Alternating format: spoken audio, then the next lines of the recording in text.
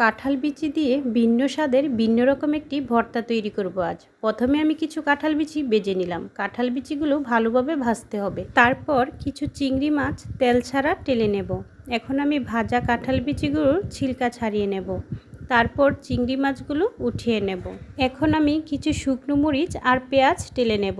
তারপর শুকনো মরিচগুলো বেটে নেব আর সাথে দিয়ে দিব লবণ। এখন ছিলে রাখা কাঁঠাল বিচিগুলো থেতলে বেটে নেব। কাঁঠাল বিচিগুলো মিহি করে বাটবো। তারপর দিয়ে দিচ্ছি টেলে রাখা চিংড়ি মাছ।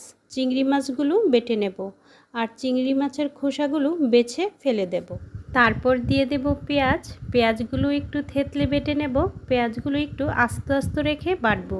এখন সবগুলো একসাথে মিশিয়ে নেব। সব শেষে যেটা দিয়ে দেব সেটা হচ্ছে কাঁচা সরিষার তেল। সরিষার তেল দিয়ে ভর্তাটা ভালোভাবে মেখে নেব। ভর্তাটা খেতে কিন্তু অনেক স্বাদ। আপনারা বাসায় বানিয়ে খাবেন।